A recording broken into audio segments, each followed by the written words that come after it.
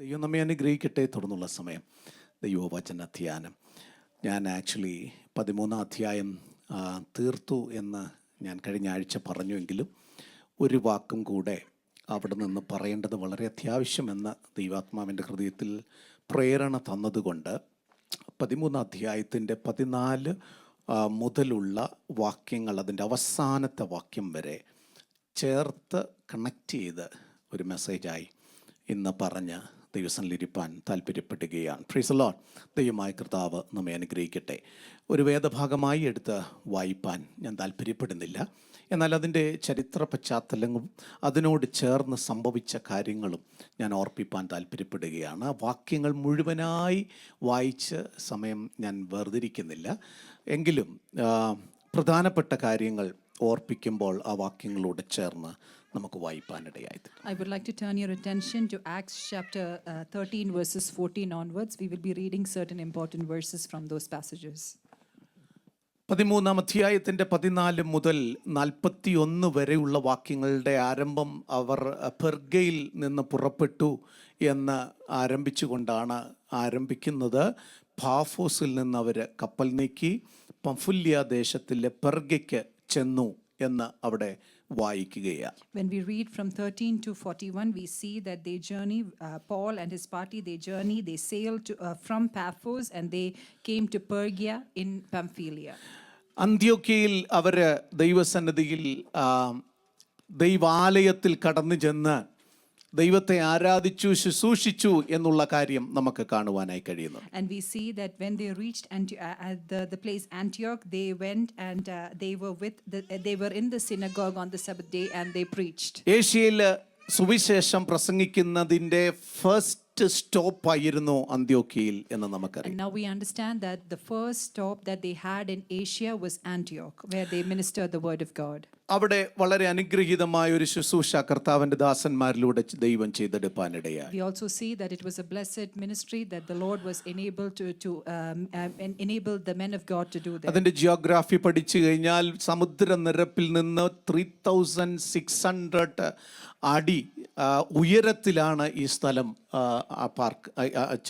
കാണാൻ കഴിയുന്നത്. And when we see the geography of this place, we understand that it is 3600 feet above the sea level. അതുകൊണ്ട് അവിടെ വരെ എത്തിച്ചേരുക എന്ന് പറയുന്നത് വളരെ ദുഷ്കരമായ ഒരു യാത്രയായിരുന്നെങ്കിലും പൗലോസും ബർന്നബാസും ജോണും അവിടെ എത്തിച്ചേരുവാൻ ഇടയായി. John mark. And even though it was a tedious journey, we see that it is Paul and Barnabas and John Mark, they traveled all the way to the place. ചില ചരിത്രകാരന്മാർ അതിനെക്കുറിച്ച് പറയുന്നത് അവൾ വളരെ ത്യാഗം സഹിച്ചാണ് ആ സ്ഥലത്ത് എത്തിച്ചേരുവാനായി. And some historians say that they had to face many challenges as they journeyed into this place. അവിടേക്ക് പോകാനുള്ള ഒരേ ഒരു ഉദ്ദേശം എന്ന് പറയുന്നത്, ഒരേ ഒരു കാര്യം എന്ന് പറയുന്നത് അവർക്ക് കർത്താവിനെ സാക്ഷിക്കുക എന്നുള്ളത് മാത്രമാണ്. And so the only reason for them to journey all the way to Antioch was that they wanted to minister the word of God there.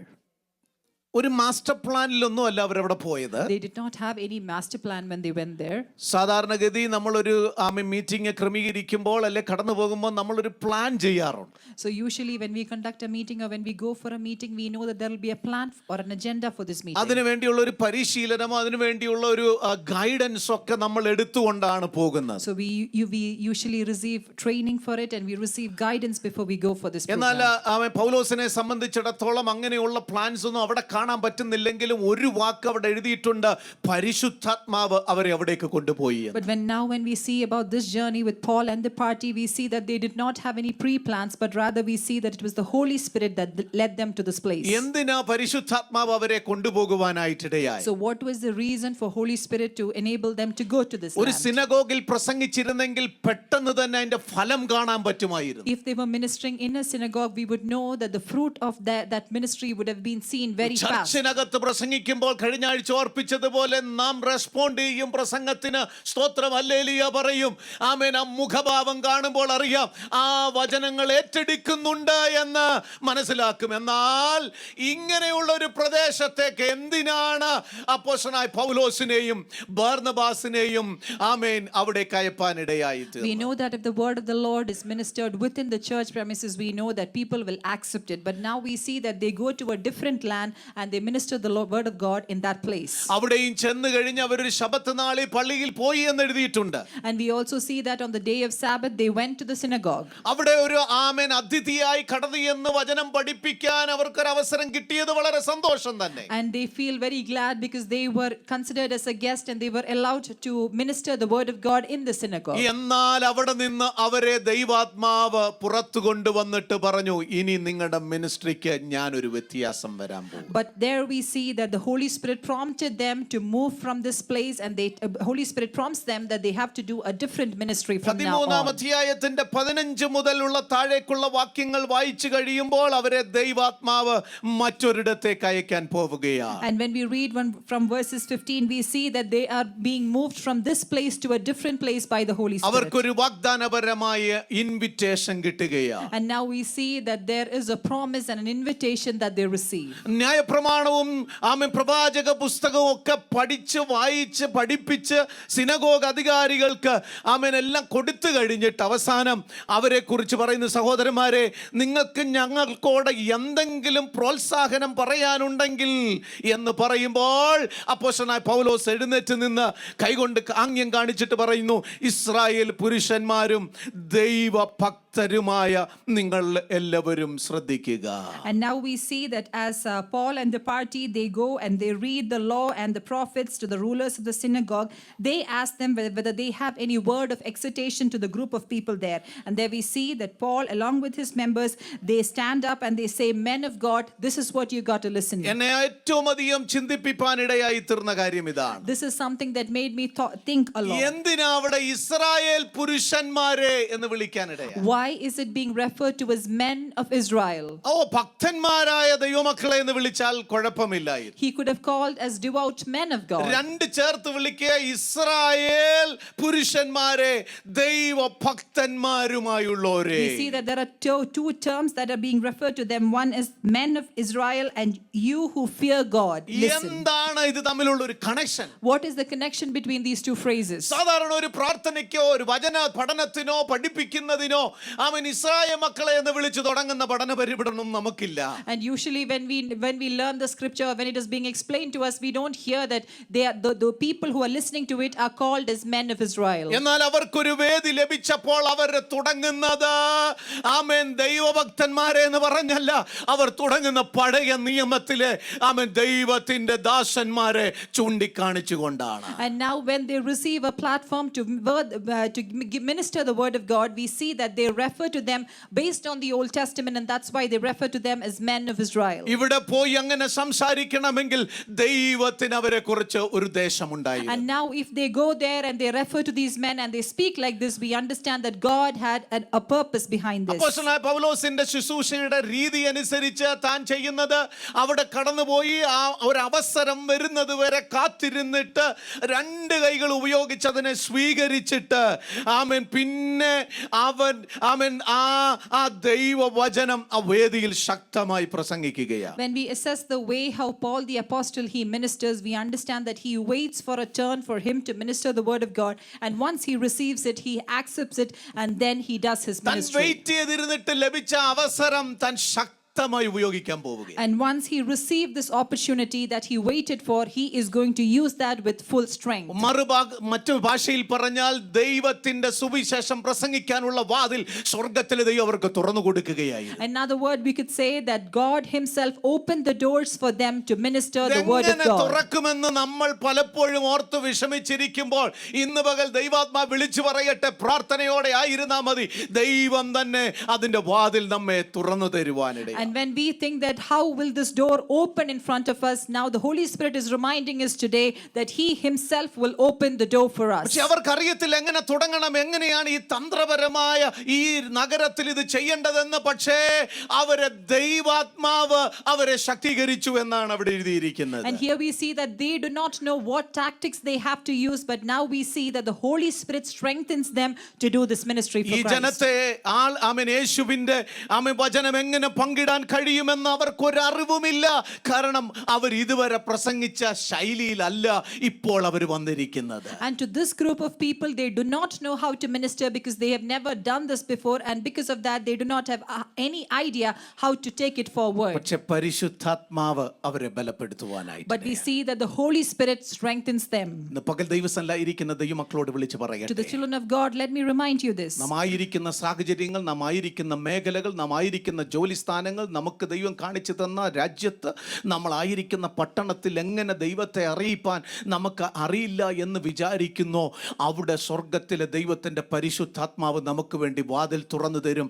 അപ്പോൾ ദൈവാത്മാവിൽ നമുക്ക് സംസാരിപ്പാനിടയായി. In the land that we are in the situations and circumstances we are in, if we think we do not know how to spread the gospel, the Lord himself will open the doors for us to spread the gospel to the people around us. അപ്പോസ്തലനായ പൗലോസ് ഇവിടെ രേഖപ്പെടുത്തിയിരിക്കുന്ന ആ പ്രസംഗം എന്ന് പറയുന്നത്, ആമേൻ, വളരെ connected ആണ് ഇതിനു മുമ്പ് പ്രസംഗിച്ച ചില അപ്പോസ്തലന്മാരുടെ പ്രസംഗവുമായി. And now when we assess this message that Paul the apostle gives, it is very much connected to other apostles and their messages. അതിന്റെ കണ്ടന്റ് എന്ന് പറയുന്നത് അപ്പോസ്തലനായ സ്തേഫാനോസ് പ്രസംഗിച്ച അതേ കണ്ടന്റ് തന്നെയാണ്. And we see that this content is the same as what Stephen delivered in his message. എടുത്ത് വായിപ്പാൻ സമയമില്ലെങ്കിലും ഞാൻ പറയുന്നു, അപ്പോസ്തലനായ പത്രോസ് പ്രസംഗിച്ച പ്രസംഗത്തിൽ നിന്നും കുറെ കണ്ടന്റിനകത്തുണ്ട്. And we see that this message also has certain things that was there in Peter's message. ആമേൻ. ഈ സ്റ്റീഫന്റെയും പത്രോസിന്റെയും പ്രസംഗത്തിൽ നിന്ന് അടർത്തിയെടുത്ത ചില കാര്യങ്ങൾ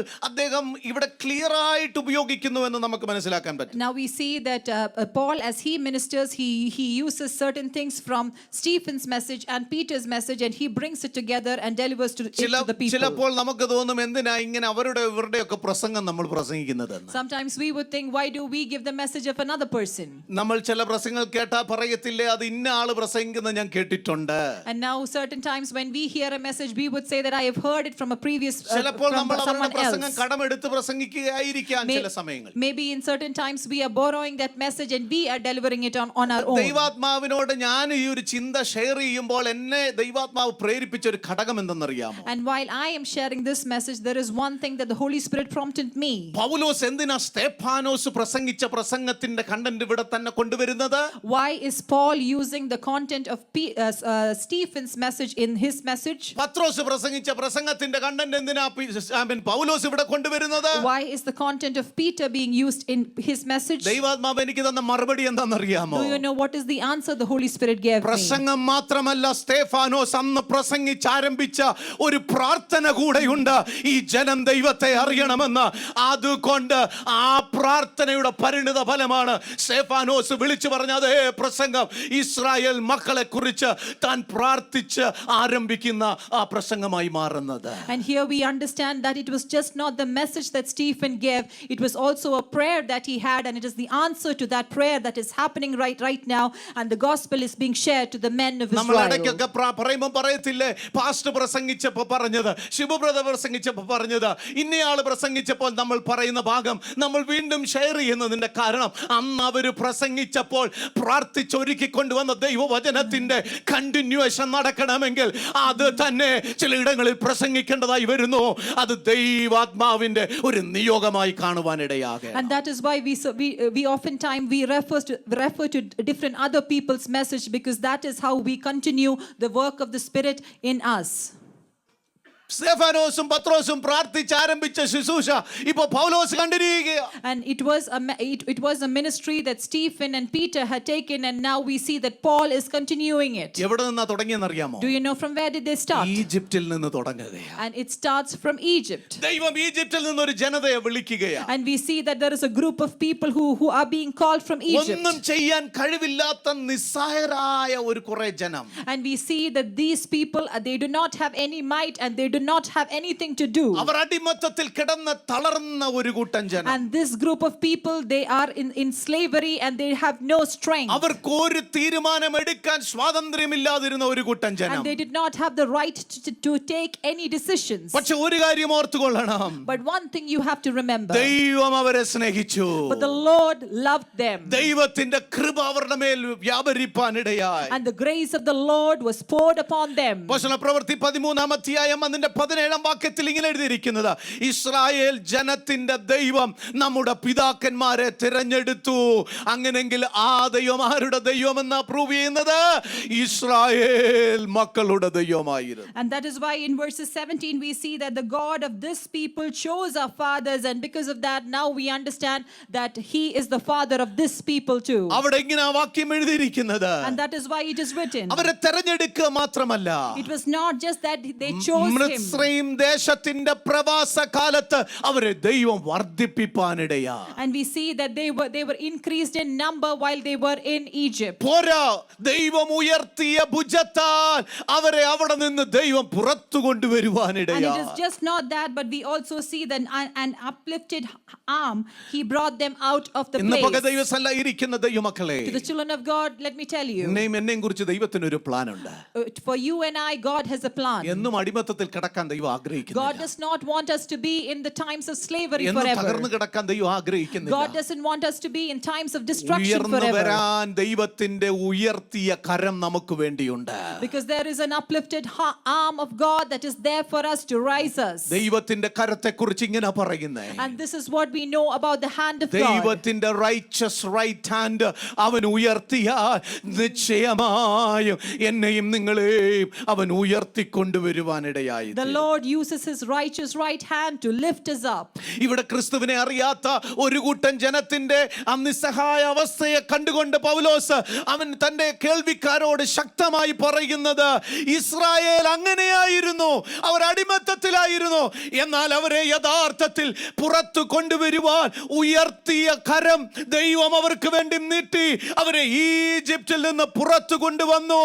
ആമേൻ. ഈജിപ്തിനെ പൗലോസ് പറഞ്ഞിരിക്കുന്ന വാക്ക് ഇരുമ്പ് ചൂളയിൽ നിന്ന് ദൈവം അവരെ പുറത്തു കൊണ്ടുവന്നു. And now we see that this is a group of people who do not know Christ, and to them Paul says that to your fathers who were in Egypt, God was able to render them out of this place, and he saved them from that place with an uplifted arm. ആവർത്തന പുസ്തകം 4:20 വാക്യത്തിൽ എടുക്കേണ്ട അവിടെ എഴുതിയിരിക്കുന്നത്, അവരെ ചൂളയിൽ നിന്ന് ഇരുമ്പ് ചൂളയിൽ നിന്ന് പുറത്തു കൊണ്ടുവന്നു. And that is why we see that they were taken out from the fiery furnace. ഇന്ന് പകൽ ദൈവസന്നിധിയിലിരിക്കുന്ന ദൈവമക്കളെ, To the children of God who are present here today, നമ്മുടെ പഴയ ജീവിതവും ഇങ്ങനെ തന്നെ this ആയിരുന്നില്ലേ? was the same way that we were in our past life. നാം എല്ലാവരും നമ്മുടെ സ്വന്തം ഈജിപ്തിലായിരുന്ന ഒരു കാലഘട്ടമായിരുന്നില്ലേ? There was a time when we were all in our own Egypt. നമ്മൾ ചുമന്നുകൊണ്ട് നടന്നത് നമ്മുടെ ഹൃദയത്തിൽ ഉണ്ടായിരുന്ന വിഗ്രഹങ്ങളെ ആയിരുന്നില്ലേ? And we had images that we had in our hearts. നമ്മുടെ പാപത്തിൽ നമ്മൾ മുങ്ങിയത് കൊണ്ട് പാപത്തെ കാണാൻ കഴിയാതെ വണ്ണം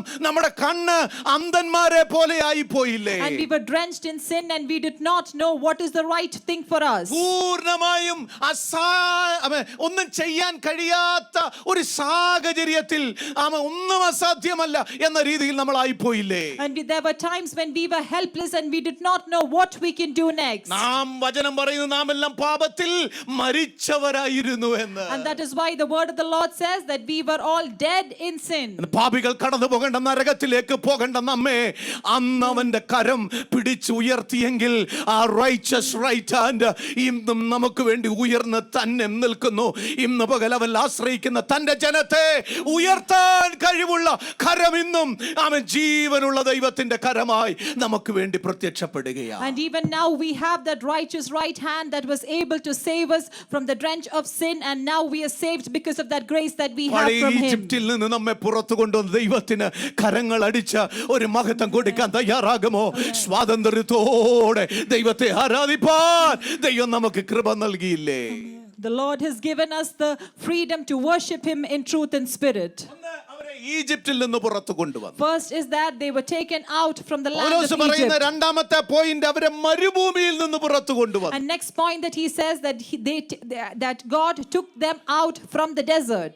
ഒന്ന് ഈജിപ്തിൽ നിന്ന്. First is from Egypt. എന്താ ഈ പുതിയ നിയമ ദൈവവേദന്റെ Egypt? So what is the New Testament believer? What is Egypt പാപത്തിന്റെ for us? അടിമത്തത്തിലായിരുന്ന നമ്മളെ. That is that we were in the bondage of sin. രണ്ട്, മരുഭൂമിയിലായിരുന്ന ജനത്തെ And next we see that the people who were in the wilderness. ദൈവം ദൈവം തന്റെ ജനത്തെ മരുഭൂമിയിൽ നിന്ന് എങ്ങനെയാ പുറത്തു കൊണ്ടുവന്നത്? How did the Lord redeem this people from the wilderness? അവിടെ ദൈവം കരുതിയ കരുതലുകളെ കാണാൻ പറ്റുന്നുണ്ട്. And there we see the provisions of God that was there for this people. മരുഭൂമിയിൽ എന്തൊക്കെ കിട്ടത്തില്ലെന്ന് ലോകം വിധി എഴുതിയോ, എന്നാൽ അതിന്റെ നടുവിൽ അതെല്ലാം പ്രൊവൈഡ് ചെയ്ത ഒരു ദൈവത്തെയാ ഇസ്രായേൽ മക്കൾ മരുഭൂമിയിലൂടെ കാണാനിടയായേ. And what they thought that they will not get in the desert, the people of Israel were able to see that the Lord provided that for them. ഇന്ന് പകൽ ഞാൻ വിളിച്ചു പറയാൻ ഒരു ദൂതുണ്ട് ദൈവമക്കളെ. There is a message that I want to give children of ഈ God. രാജ്യത്ത് വന്നപ്പോൾ നിങ്ങൾക്ക് അതില്ല, ഇതില്ല, അത് ലഭിക്കത്തില്ല, ഇത് ലഭിക്കത്തില്ലെന്ന് ലോകം വിധി എഴുതിയെങ്കിൽ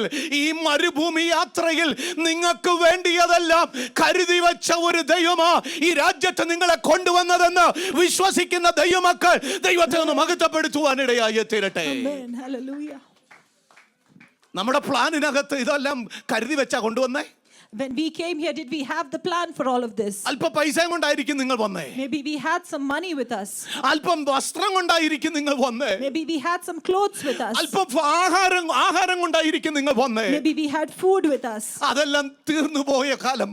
There was a time when we did not have that ഇനി എന്ത് anymore. കഴിക്കും, എന്ത് കുടിക്കും, എന്ത് ഉടുക്കും, എങ്ങനെ ജീവിക്കുമെന്ന് വിചാരിച്ച കാലഘട്ടം മുമ്പിലുണ്ട്. And there were times when we did not know what we will do the next day. മരുഭൂമിയുടെ അവസ്ഥ.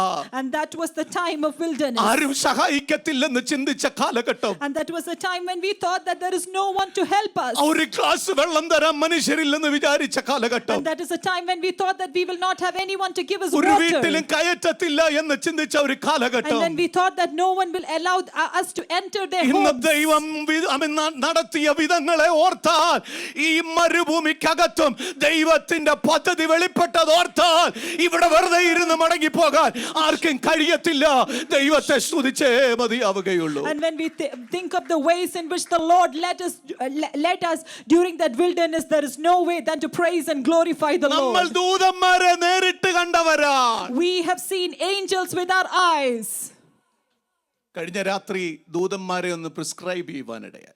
And the last night I described about angels. നമ്മൾ കാണുന്നതും കുഞ്ഞുങ്ങൾ ധരിച്ചിരിക്കുന്നതും ഒക്കെയുള്ള ദൂതന്മാരെ അല്ല നമ്മൾ പലപ്പോഴും കണ്ടത്. And most of the times we did not see angels that we see in pictures. വെള്ള ഒക്കെ ഉടുത്ത് ഇങ്ങനെ വിങ്സുമായിട്ടൊക്കെ നിന്ന് നമ്മൾ ഇവിടെ പ്രോഗ്രാം ഒക്കെ കാണിക്കുമ്പോൾ കൊണ്ടുവരുന്ന ആ ദൂതന്മാരുണ്ടല്ലോ, അവരെയാണോ നിങ്ങൾ കണ്ടേ?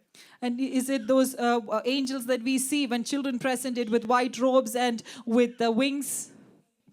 ഭക്തന്മാരായ പ്രാർത്ഥിക്കുന്ന ദൈവമക്കളെ ആയിരുന്നോ ദൂതന്മാരായി നിങ്ങൾ കണ്ടേ? And did you see righteous people with white robes? വെള്ളയുടുത്ത് നിങ്ങളെ സഹായിക്കാൻ ഇറങ്ങി വന്ന ദൈവമക്കളായിരുന്നോ നിങ്ങൾ കണ്ട ദൂതന്മാരല്ല? And did you see angels like people in white and they came to help you? ജോലിയില്ലാതെ ഭാരപ്പെട്ടപ്പം ഒരു ദൂതനും വന്ന് നിങ്ങൾക്ക് ജോലി തന്നില്ലല്ലോ. And when you did not have a job, when you did not have a job, none of these angels came and helped you. Praise the Lord. Amen. ഈ രാജ്യത്ത് വന്നപ്പോ ഏതോ ഭാഷക്കാർ, ഏതോ രാജ്യക്കാർ നിങ്ങളുടെ ബോസായി നിങ്ങളെ ഇഷ്ടപ്പെട്ട് കം വർക്ക് ഹിയർ, ഇവിടെ എടുക്ക, ഇത് നിന്റെ ജോലി എന്ന് പറഞ്ഞ് ഏൽപ്പിച്ചത് അത് ദൂതനാ.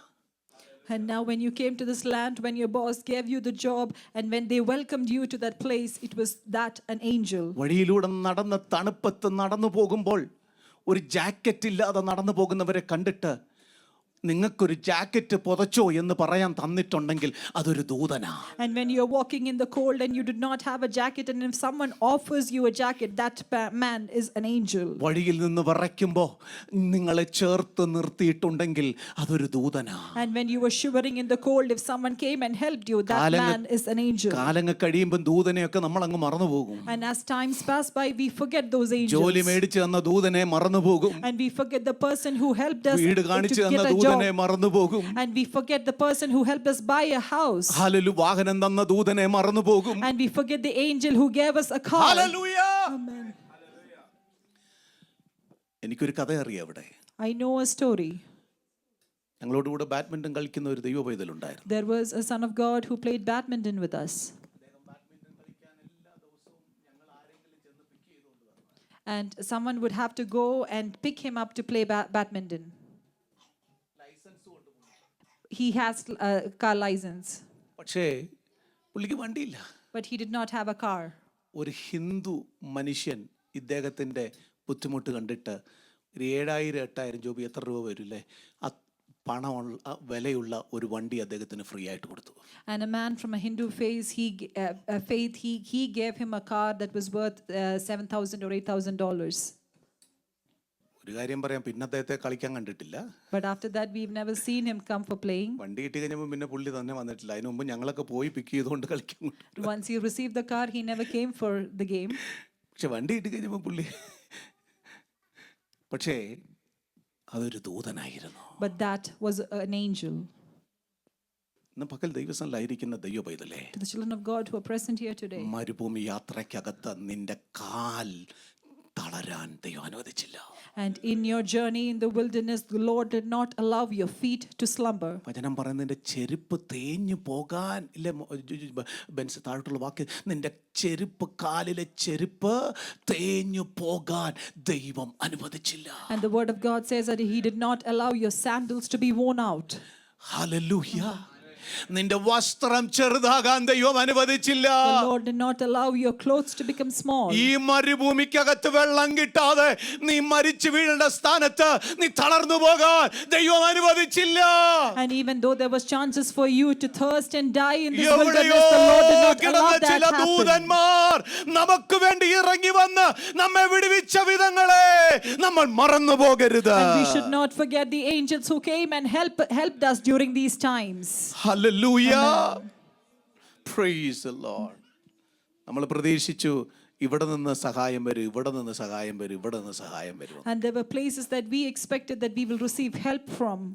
പക്ഷേ അവിടെ നിന്നൊന്നും സഹായം വന്നില്ല. But we did not receive help from any of those places. ഞാൻ ഒരു കാര്യം പറയാം. But let me tell you one thing. Israel മക്കൾ ഭക്ഷണത്തിന് വേണ്ടി തറയിലെല്ലാം ഓടി നടന്ന കാലം. There was a time when the Israelites, they walked around to find food for themselves. ഭക്ഷണം മുമ്പിൽ കണ്ടിട്ടും അത് കഴിക്കാൻ പറ്റാത്ത ഒരു കാലമുണ്ട്. There was a time when they had food right in front of them, but they could not eat it.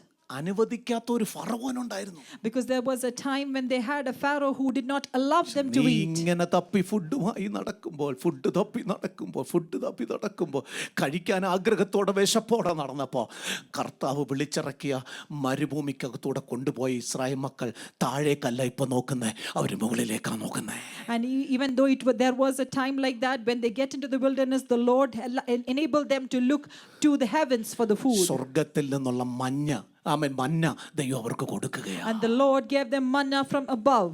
സ്വർഗ്ഗത്തിൽ നിന്നുള്ള കാടപ്പക്ഷികളെ സ്വർഗ്ഗം അവർക്ക് വേണ്ടി ഒരുക്കി കൊടുക്കുകയാണ്. And the Lord gave them quail. ഈ മരുഭൂമി യാത്രയിൽ നീ താഴേക്ക് നോക്കരുത്, മുകളിലേക്ക് നോക്കൂ. നിനക്കുള്ള വഴി സ്വർഗ്ഗത്തിൽ നിന്നാ വരുന്നേ. And when you are in this journey in the wilderness, you do not have to look down, you have to look to the heaven, because your right way will come from there. അതുകൊണ്ട് സങ്കീർത്തനം 121 എഴുതിയിരിക്കുന്നത്, ഞാൻ എൻ്റെ കണ്ണ് പർവ്വതത്തിലേക്ക് ഉയർത്തുന്നു, എനിക്ക് സഹായം എവിടെ നിന്ന് വരും? എൻ്റെ സഹായം ആകാശത്തെയോ ഭൂമി ഉണ്ടാക്കിയ യഹോവയിൽ നിന്ന് വരും. And that is why we see in Psalms chapter 121 that the Lord says, lift up my eyes to the hills, and from where comes my help? My help comes from the Lord who made heaven and earth. To the children of God who are present here, ഈ dry ലാൻഡിലൂടെ മരുഭൂമിയിലൂടെ ഉഴന്ന് നടക്കാൻ ദൈവം അനുവദിക്കത്തില്ല. The Lord will not allow you to scatter around and be നിന്നെ away. തെരഞ്ഞെടുത്ത ഒരു ദൈവം ഇന്നും ജീവിക്കുന്നു. Because the Lord who chose you, he lives even നിന്നെ today. വിളിച്ച ദൈവം ഇന്നും ജീവിക്കുന്നു. Because the one who called you, he lives നിന്നെ today. സ്നേഹിച്ച ദൈവം ഇന്നും ജീവിക്കുന്നു. The one who loved you, he lives അവൻ പറഞ്ഞു, today. ഞാൻ നിനക്ക് വേണ്ടി കരുതാമെന്ന്. And he told you that I will അവൻ provide for പറഞ്ഞു, എൻ്റെ you. കണ്ണ് നിന്റെ മേലുണ്ടെന്ന്. And he told us that my eye is there for you. അവൻ പറഞ്ഞു, എൻ്റെ നാവ് നിനക്ക് വേണ്ടി ചിലത് കൽപ്പിപ്പാനുണ്ടെന്ന്. And he told that my tongue is going to say certain things in favor for you. ആമേൻ. അവൻ ഇങ്ങനെ വിളിച്ചു പറഞ്ഞു, എൻ്റെ കരം നിന്നെ ഉയർത്തുവാനുണ്ട്. And he tells us that my hand will lift you up. ഞാൻ കടക്കുന്നിടത്തൂടെ വാതിൽ തുറക്കുന്നത് പോലെ നീ കടക്കുമ്പോഴും ആ വാതിൽ തുറന്നു തരുമെന്ന്. And just as I pass and the doors open, the same way when you pass also the doors will open for you. ഇന്ന് പകൽ കരങ്ങൾ അടിച്ച് കർത്താവിന് ഒരു ആരാധന കൊടുത്താട്ട് ദൈവമക്കളെ, Let us worship ഇതുവരെ the Lord. കരുതിയ ഒരുവനുണ്ടല്ലോ, ഇനി മറക്കില്ല.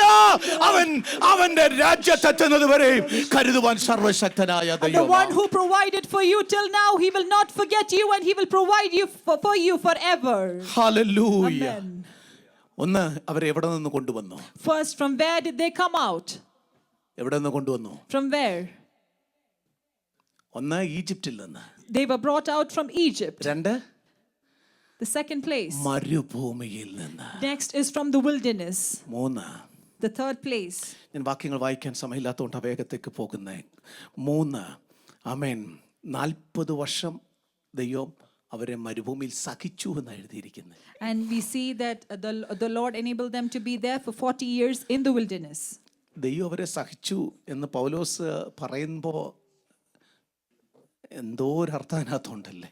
And so when we see that the Lord just kept them there, there is a meaning to it. 40 വർഷം ദൈവം പറയോ ഞാനിവരെ സഹിച്ചെന്ന്.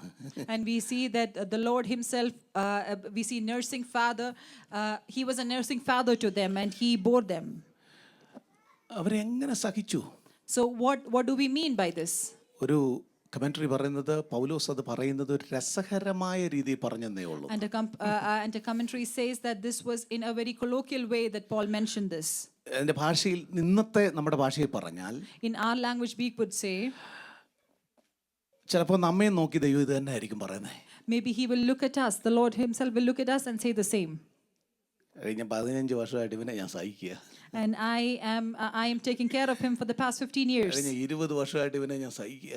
And I'm bearing him for the 20 years, the last 20 years. ഈ കഴിഞ്ഞ 5 വർഷമായിട്ട് നിന്നെ ഞാൻ സഹിക്കുക. And for the last 5 years I am bearing you. സഭയെ നോക്കി പറയാ കഴിഞ്ഞ കുറെ വർഷമായിട്ട് നിങ്ങളെ ഞാൻ സഹിക്കുക. And looking at the church, it says that I am bearing you for the past many years. വേറൊരു അർത്ഥം പറയാം. But there is another meaning to it. എത്ര കിട്ടിയാലും മതിയാകത്തില്ല. How much ever you get, you will not study. പിന്നെ complaint പറഞ്ഞുകൊണ്ടിരിക്കുക. Even after that you complain. നല്ല വെള്ളം കുടിച്ചിട്ട് താഴോട്ട് ചെല്ലുമ്പോ ഇനി ഞങ്ങൾക്ക് കഴിക്കാനൊന്നും ഇല്ലയോ? And after drinking good water, you go down to the streams and then you say, is there nothing for us to eat? വെള്ളം കുടിക്കാനില്ലെങ്കിൽ പിറുപിറുക്കും. And if they thirst, they murmur against God. പിന്നെ ദൈവം സഹിച്ചത് അങ്ങനെ മന്ന കൊടുക്കുമ്പോഴത്തേക്ക് ഇഷ്ടം പോലെ വാരിക്കൊണ്ട് പോവാ. കർത്താവ് പറഞ്ഞ അന്നേക്കുള്ളത് വാരിക്കൊണ്ട് പോയാൽ മതി, അവർ പിന്നെയും വാരിക്കൊണ്ട് പോകും. And when they received the manna, they wanted to take it and store it for themselves for the next day, when God said them not to do that. പിന്നെ പിറുപിറുക്കുന്ന ഒരു കൂട്ടം. And we see that this group of people, they murmur and murmur again. ദൈവം പറയുന്നത് ഞാൻ അവരെ അങ്ങ് സഹിച്ചു. And that is why God says that I bore them. അതിന്റെ മറുവശം പറയാം. There is another contradiction to this. 40 വർഷം ഞാൻ അവരെ അങ്ങ് സഹിച്ചിട്ടുണ്ട്. And 40 years I took care of them. ഞാൻ അവരെ അങ്ങ് സഹിക്കുക. And I bear them. എന്നോട് പറഞ്ഞു മനസ്സിലായോ? I hope you understand. ഞാൻ അവരെ അങ്ങ് സഹിക്കുക. I bear them. കാരണം എന്താണെന്നറിയാമോ? Do you know what's the reason? ഞാൻ അവരെ വിളിച്ചോണ്ട് വന്നതുകൊണ്ട്. Because it is me who called them out. നമ്മുടെ സ്വഭാവം കണ്ട നമ്മളെ സഹിക്കാൻ പറ്റത്തില്ല. And when we look at our attitude, it is very difficult to bear us. പക്ഷേ ദൈവം പറയാ ഞാൻ വിളിച്ചതുകൊണ്ട് ഞാൻ അവരെ സഹിക്കും.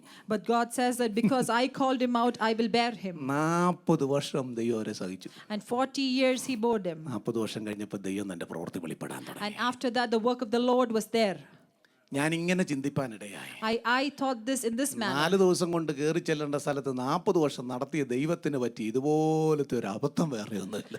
This is a great mistake that God did, that they could have reached in 4 days, but they took ദൈവം 40 വിചാരിക്കുക years. 4 ദിവസം കൊണ്ട് അങ്ങ് കയറി പോയിരുന്നെങ്കിൽ ശല്യം തീർന്നു കിട്ടിയേനെ. ഇതിപ്പോ 40 വർഷമായിട്ട് ഇതിലെ കറങ്ങി കിടക്കുക. God would have thought that if they just journeyed for 4 days, it would have been easy for me. എന്തിനാ ദൈവം നടത്തിയെന്ന് അറിയാമോ? Do you know why God asked them to do this journey? മരുഭൂമിയിലും ദൈവത്തിന്റെ കരം പ്രവർത്തിക്കുമെന്ന് കാണിക്കാൻ. Because God wanted to prove to them that he will provide for them in the വെള്ളം wilderness. തരാൻ എനിക്ക് കഴിയുമെന്ന് കാണിക്കാൻ. And to show them that God can give water even when there is no water for അപ്പമില്ലാതെ them. വരുമ്പോൾ നിനക്ക് ആമേ നിന്റെ പിതാക്കന്മാര് പോലും കഴിച്ചിട്ടില്ലാത്ത ആമേ ശ്രേഷ്ഠമേറിയ അപ്പം തരാൻ കഴിയുന്ന ദൈവമാണ് ഞാനെന്ന് കാണിക്കാൻ. And it is to prove that even when you don't have bread to eat, I can give you much better food that even your fathers have not വെള്ളം eaten. കിട്ടത്തില്ലെന്ന് പറഞ്ഞെടുത്ത് കയ്യിലിരിക്കുന്ന വടി അടിക്കുമ്പോൾ പാറയിൽ നിന്ന് ദൈവത്തിന്റെ അത്ഭുതകര വഴി തുറക്കപ്പെടുമെന്ന് നിന്നെ കാണിക്കാൻ. And when you think that there is no water in front of you, to open streams of water that you will receive from God. രാമനാജനാഥന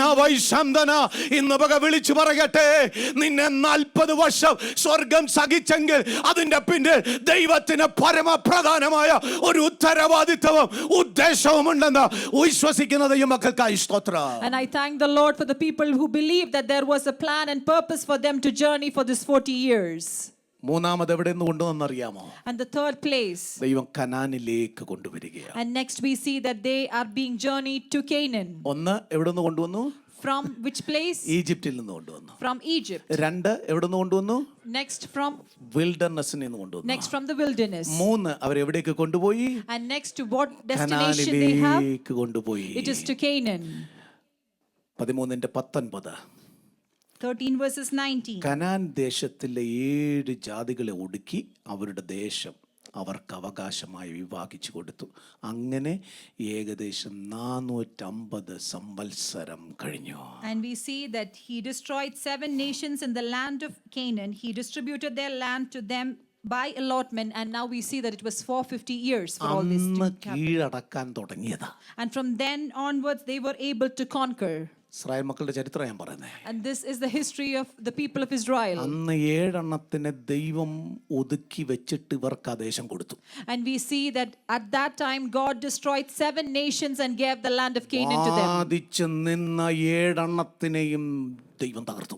And we see that the 7 nations who were against them, the Lord destroyed them for the people of Israel. കൈ കൊടുത്തു. Sister പറയാൻ എൻ്റെ സമയമില്ലാത്തതുകൊണ്ടാണ്. And the Lord gave them as an inheritance. ഇനി ഒരു കാര്യം കൂടെ പറയാം. There is one more thing. ആ ചരിത്രം ഇന്നും തുടർന്നുകൊണ്ടിരിക്കുക. And that history even continues today. ഇന്നും അവർക്കെതിരെ ശക്തിയേറിയ പ്രവാഹം വന്നുകൊണ്ടിരിക്കുക. പക്ഷേ അവർ സകലത്തിന്റെ മേലും ജയം പ്രാപിച്ചുകൊണ്ടിരിക്കുക. And even now there are forces that are against them, but still there is victory for them. Hallelujah. Amen. ഇസ്രായേലിന്റെ ചരിത്രം അങ്ങനെയാ. That is the history of Israel. തിരുവചനം പഠിക്കുമ്പോൾ ഇങ്ങനെ കാണാൻ കഴിയുന്നത്, And as we learn the scripture, this is what we Israel understand. മക്കൾക്ക് ദേശത്തെ കീഴടക്കാൻ ദൈവം സൂര്യനെ നിശ്ചലമാക്കി അവർക്ക് വേണ്ടി പ്രവർത്തിച്ചു. അവർക്ക് വിജയം കിട്ടി. ദൈവം അവർക്ക് വേണ്ടി കരുതി. And we see that the children of Israel, they were able to win over the land, and during that time the Lord made the sun still so that they would receive victory over their enemies. Glory to God. Amen. ദൈവം ഉണ്ടാക്കിയ ഒന്നിനോട് ദൈവം കൽപ്പിക്കുക നിൽക്കാൻ. And to the one that the Lord himself had created, he asked that to stand still. ഇതിന് അധികാരം ഇവിടുത്തെ പൊളിറ്റിക്സിന് കഴിയത്തില്ല. And this authority is not given to the political leaders. ഒരൊറ്റ കമ്പനിക്കും കഴിയത്തില്ല. This authority is not given to companies here. ഇതിനു വേണ്ടി ശാസ്ത്രം പഠിച്ചുകൊണ്ടിരിക്കുന്ന ആർക്കും ചെയ്യാൻ കഴിയാത്ത. And even if you learn a lot of science, you cannot do this. ദൈവ പൈതലിന് വേണ്ടി ദൈവം ചെയ്തു. Because this is what the Lord does for his child. കറങ്ങിക്കൊണ്ടിരുന്ന സൂര്യനെ പിടിച്ചു നിർത്തി. And he enabled the sun to be still for them. പകൽ ദൈവസന്നിധിയിൽ ഇരിക്കുന്ന ദൈവ പൈതലേ, To the children of God who are present here today, വേർതിരിച്ച് പുറത്തു കൊണ്ടുവന്ന ദൈവ പൈതലിന് വേണ്ടി ഒന്നും ചെയ്യത്തില്ലെന്ന് പറയരുത്. എന്തും ചെയ്യാൻ മടിക്കാത്ത ഒരു ദൈവമാണ് നമ്മുടെ ദൈവം. and if the Lord has redeemed you from that land and has brought you here, do not think that he will not do anything for you, because he can be faithful to you and show you his provisions. Praise the Lord. Amen. ഞാൻ എൻ്റെ വാക്കുകൾ ഇവിടെ ഉപസംഹരിക്കാൻ I would താല്പര്യപ്പെടുന്നു. like to conclude my words here. എന്തിനാ അവരെ ഇത്രയും ശക്തമായി ദൈവം ഈ വചനം പറഞ്ഞേ? Why is that this powerful message was given to this group of people? നിങ്ങൾ വായിച്ചാൽ 13:42 മുതൽ 52 വരെയുള്ള വാക്യങ്ങൾ സുവിശേഷത്തിന്റെ ശക്തിയെ വെളിപ്പെടുത്തുകയാണ്. And when we read from verses 42 onwards, we see the power of gospel there. ഇതുവരെ ദൈവം ഇസ്രായേൽ മക്കളെ നടത്തി കൊണ്ടുവന്നതിന്റെ ശക്തി എന്താന്ന് പറഞ്ഞെങ്കിൽ, And till now, if we see the power of Holy Spirit that was there with the children of Israel as they journeyed, അവരുടെ യാത്രയ്ക്ക് ദൈവം അവരെ കരുതിയ വിധങ്ങളെ കുറിച്ച് പറഞ്ഞെങ്കിൽ, until now if we heard the way in which the Lord enabled them to journey in this land, വിശദമായി ആമേൻ കഴിഞ്ഞ ഒത്തിരി വാക്യങ്ങൾ അതിനെക്കുറിച്ച് വിളിച്ചു പറഞ്ഞെങ്കിൽ, even though there was a lot of explanation that was given to this part of the journey, ഇനി പറയുകയാണ് എന്താണ് ഈ പ്രസംഗത്തിന്റെ പരിണിത ഫലം. and now what we see from verses 42 is the result of this message, അതൊരു ശക്തമായ മറുപടിയായിരുന്നു. and that is a powerful will answer. എന്താണെന്നറിയാമോ?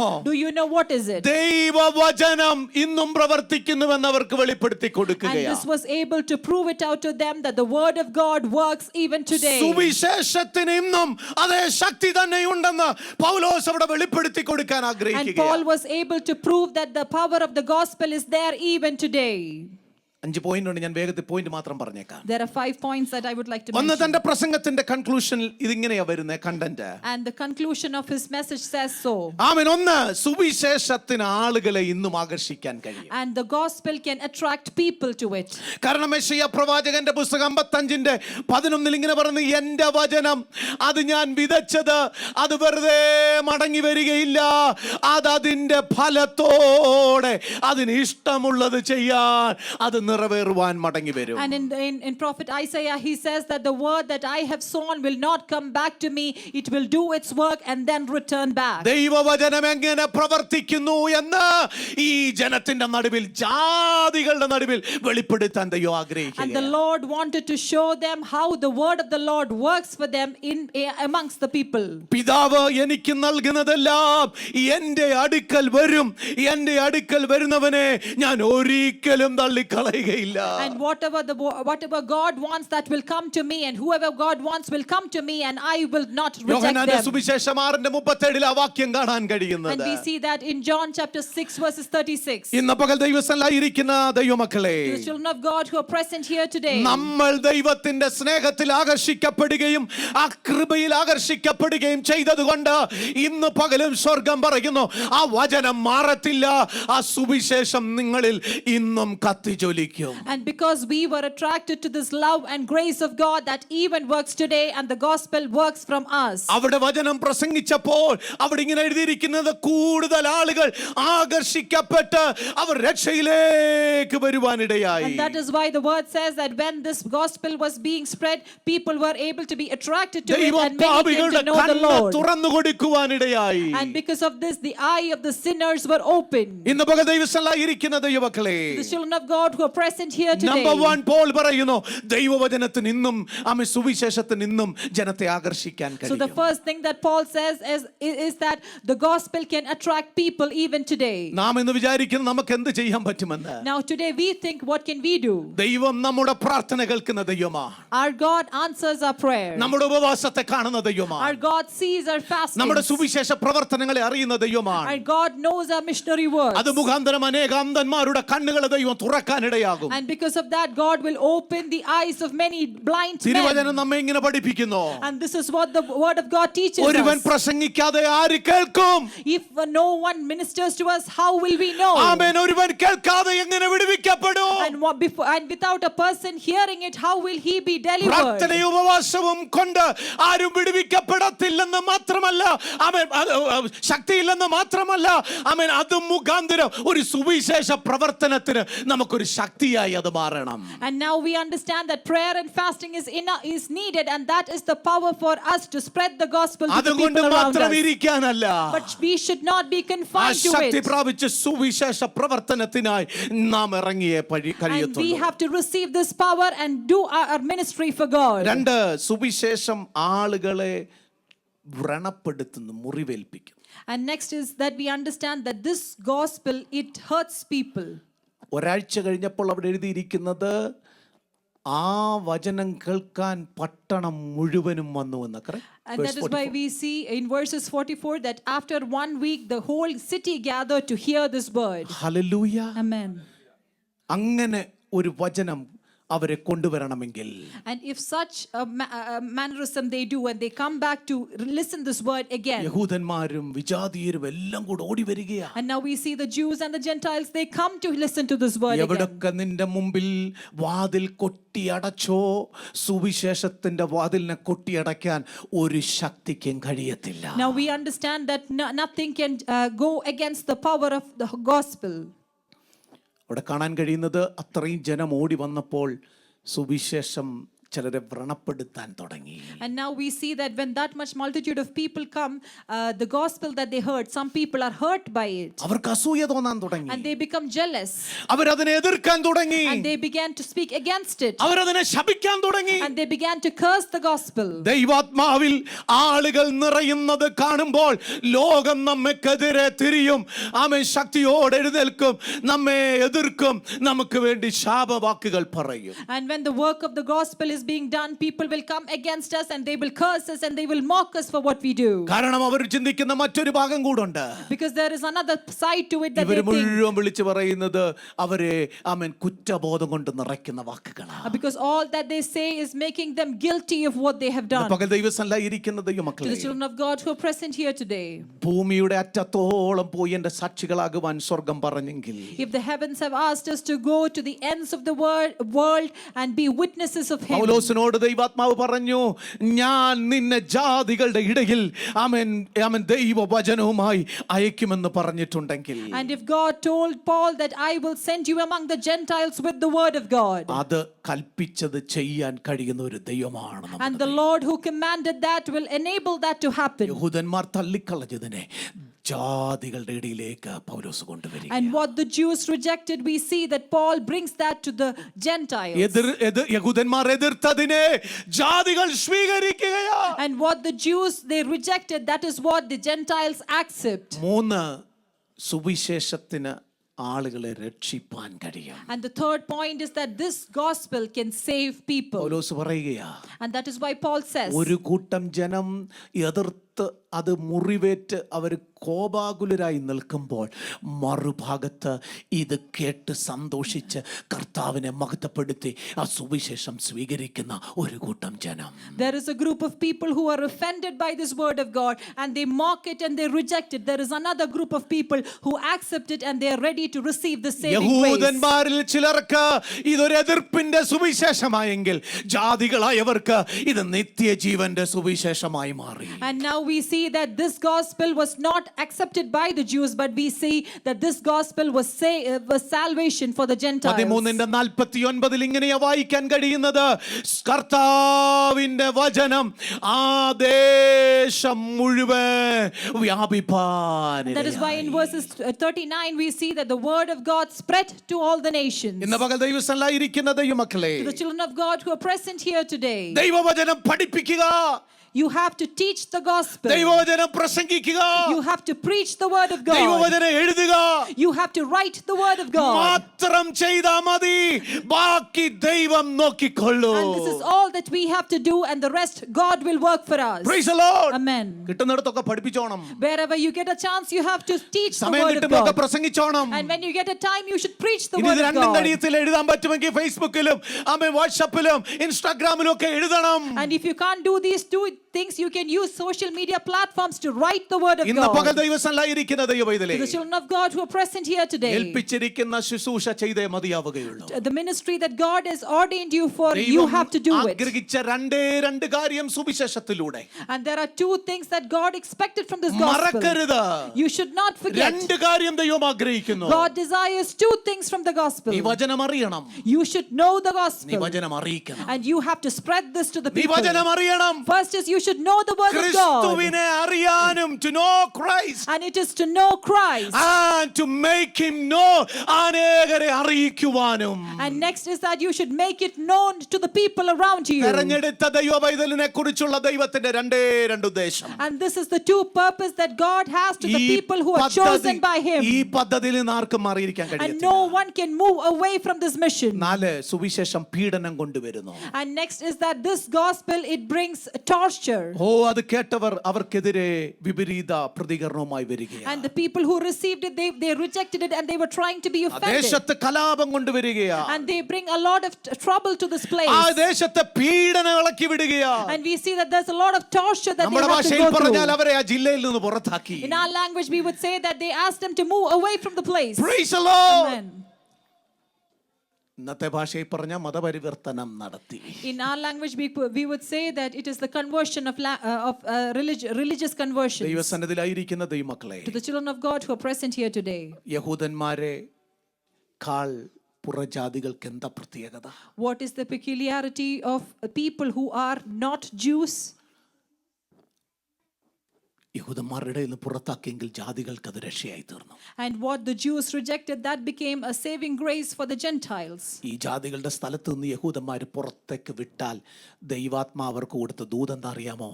നിങ്ങൾ മറ്റൊരു സ്ഥലത്തേക്ക് തുറന്ന വാതിൽ ദൈവം ഒരുക്കി തരികയാണ്. And now to them who reject to the Jews who rejected, to the people who ministered the word of God, God gives them a message that I will open another door for you to give this message. അവസാനം ഇങ്ങനെ ആ വാക്യം എഴുതിയിരിക്കുന്നത്. And this is how we conclude this. അവർ അവിടെ നിന്ന് പോകുമ്പോൾ And as they left, അവരുടെ കാലിലെ പൊടി അവർ തട്ടിക്കളഞ്ഞിട്ട് പോയി. and they shook off the dust on their feet. എന്താ അത് വിളിച്ചു പറയുന്നത്? What does that say? സുവിശേഷം എപ്പോഴും സന്തോഷം തരത്തില്ല. This gospel will not give happiness all the time. സുവിശേഷം എപ്പോഴും നമ്മെ പ്രീതിപ്പെടുത്തിക്കൊണ്ടിരിക്കത്തില്ല. This gospel will not please us all the time. നാശത്തിലേക്കും വിഷാദത്തിലേക്കുമുള്ള ഒരു സമ്പ്രദായം കൂടെയാണ്. And it is also a provision through which people enter into a great curse. അത് സംഭവിക്കരുത് എന്നുള്ളതിന്റെ sign അവർ കാണിച്ചേ, ദേ ഞങ്ങൾ പോകുമ്പോൾ പൊടി തട്ടിയിട്ടിട്ട് പോവാം. And the apostles did not want that to happen. That is why they shook off the dust on their feet. വചനം എഴുതിയിരിക്കുന്നവർ ഇക്കോന്യയിലേക്ക് പോയി. And now we see that they journeyed from there to Iconium. ഇന്ന് പകൽ ദൈവസന്നിധിയിലിരിക്കുന്ന ദൈവമക്കളെ, The children of God who are present here today, ഒരു വാക്ക് ഞാൻ പറഞ്ഞിങ്ങനെ നിർത്താം. let me conclude it in this manner. അസാധ്യമായത് എന്ന് നമുക്ക് തോന്നുന്നത് ദൈവക്ക് തന്നെ ചെയ്തു തരുവാൻ കഴിയും. And what we think is impossible, the Lord can work for us. ഒരുവന്റെ മനസ്സും ഹൃദയവും കർത്താവിന് വേണ്ടി തുറക്കത്തില്ലെന്ന് നിങ്ങൾ വിചാരിക്കുന്നെങ്കിൽ നിങ്ങളെ കൊണ്ട് തന്നെ അവരുടെ ഹൃദയത്തെ തുറപ്പിച്ച് വചനം കേൾപ്പിപ്പാൻ ദൈവത്തിന് കഴിയും. And if you think that a certain person will not open his heart and mind to receive the gospel, God can use you yourself to do that. കാരണം സുവിശേഷം എല്ലാവരെയും സ്നേഹിക്കുന്നു. Because gospel loves everyone. എത്ര മാത്രം വിദ്യാഭ്യാസമുള്ളവൻ്റെയും സുവിശേഷം ആവശ്യമാണ്. And even if you are very knowledgeable, you still need the gospel with you. എത്ര കയ്യിൽ ഡോളേഴ്സ് ഉണ്ടായാലും സുവിശേഷം അവനും ആവശ്യമാണ്. And even if you have much dollars with you, even to that person you need the gospel. ഇന്ന് പകൽ ഒരു ഹൃദയ മാറ്റമാണ് ദൈവം ആഗ്രഹിക്കുന്നത്. And today God wants us to have a change of heart. പണ്ടുണ്ടായിരുന്ന ഹൃദയം ദൈവം കട്ട് ചെയ്തിട്ട് ഒരു ഓപ്പൺ ഹാർട്ട് സർജറി നടത്തി ഒരു പുതിയ ഹൃദയത്തെ വെച്ചു കൊടുക്കുന്നതാണ് സുവിശേഷം. And it is for us to change our old heart and to receive a new heart. That is when we accept the gospel to our ആർക്കേ hearts. കഴിയത്തുള്ളെന്നറിയാമോ? Do you know who can do that? നമുക്കും ദൈവത്തിനും. It is only you and God. നമ്മൾ പറയുക, ദൈവം മാറ്റിവെക്കും. First is that we spread the gospel and God will change. നമ്മൾ കണ്ടെത്തുക, ദൈവം അവരോട് ഇടപെടും. First is that we have to find the person and God will minister to Doot them. പറഞ്ഞ് നിർത്തട്ടെ. Let me tell you a message. നാം പോകുന്ന എല്ലായിടത്തും Wherever we go, സുവിശേഷത്തിന്റെ വിത്തുകൾ നട്ടുകൊണ്ട് വേണം പോകാൻ. we have to sow this seeds of gospel. നമ്മെ അതിനാ വിളിക്കപ്പെട്ടിരിക്കുന്നത്. And God has called us for this ministry. നമ്മൾ പോകുന്നിടത്തെല്ലാം അത് ചെയ്യണം. Wherever we go, we have to do this. നമ്മൾ പോകുന്ന യാത്രയിൽ ഒരു സീഡ് അവിടെ ഇടണം സുവിശേഷത്തിന്. And when we journey along our way, we have to put the seed of ഹോസ്പിറ്റലിൽ gospel. പോകുമ്പോൾ അവിടെ ഒരു സീഡ് ഇട്ടിട്ട് വരണം. And if you go to a hospital and when you see a patient, you have to നമ്മുടെ give the seed ഓഫീസിൽ to them. ഒരു seed അങ്ങ് ഇട്ടേക്കണം. And when we are in our workplaces, we have to give the seed of gospel. ഫലം തരുന്നത് നമുക്കറിയത്തില്ല. Because we do not know when it will sprout. കാരണം നമ്മുടെ ജോലി നടുക, നനയ്ക്കുക. And for us, the job that we have is to sow and to water. വളരുമാറാക്കുന്നത് ദൈവമാണ്. And the one who makes it grow is the Lord. നിങ്ങൾ seed ഇടാൻ തയ്യാറായാൽ If you are ready to sow, ദൈവം അതിനെ വളരുമാറാക്കും. the Lord will enable that to grow. പിതാവേ, ഞങ്ങൾ അങ്ങയുടെ മുമ്പാകെ സമർപ്പിക്കുന്നു. Lord, we humble ourselves before you. ഞങ്ങളോട് സംസാരിച്ച ദൈവവചനത്തിനായി സ്തോത്രം. We thank you for the word of God that spoke to us. അത്യാവശ്യം ഞങ്ങളെ കൊണ്ട് ദൈവം ചെയ്യിക്കാൻ ആഗ്രഹിക്കുന്ന സുവിശേഷത്തിന്റെ വേല ഈ ദിവസങ്ങളിൽ ചെയ്തെടുക്കണം. Help us to do the ministry of God that you want us to do, O God. വേഗത്തിൽ ചെയ്യേണ്ട ചില സുവിശേഷത്തിന്റെ ക്രിയകളെ ചെയ്യുവാൻ ഈ ജനത്തെ ഉപയോഗിക്കണം. Lord, help these people to do the ministry of God in haste. അത് വേഗത്തിൽ ചെയ്തെടുപ്പാൻ. And to do that in haste. താമസം വരാ കർത്താവ് വരാൻ പോവുകയാണ്. Without any delay, God, you will come back. അതിനു മുമ്പ് ഞങ്ങൾ ധൃതിയോടെ ചിലത് ചെയ്തെടുക്കണം. And before that, we have to do certain work in haste. അപ്പോസ്തലനായ പൗലോസിനെ ഉപയോഗിച്ചതുപോലെ, As you used Apostle Paul, പത്രോസിനെ യോജിപ്പിച്ചതുപോലെ, how you, as you used Peter, ബർന്നബാസിനെ ഉപയോഗിച്ചതുപോലെ, and as you used Barnabas, സുവിശേഷത്തിന്റെ വക്താക്കളാക്കി ഞങ്ങളെ ഉപയോഗിക്കണം. help us to be stewards of this ministry. അങ്ങേ അറിയുവാനും അങ്ങേ അറിയിക്കുവാനും ഞങ്ങളെ സഹായിക്കും. Help us to know you and to make you known to the people. പൂർണ്ണമായി സമ്പൂർണ്ണമായി സമർപ്പിക്കുന്നു. We humble ourselves completely യേശുവിൻ നാമത്തിൽ തന്നെ. in the name of the Lord Jesus. Amen.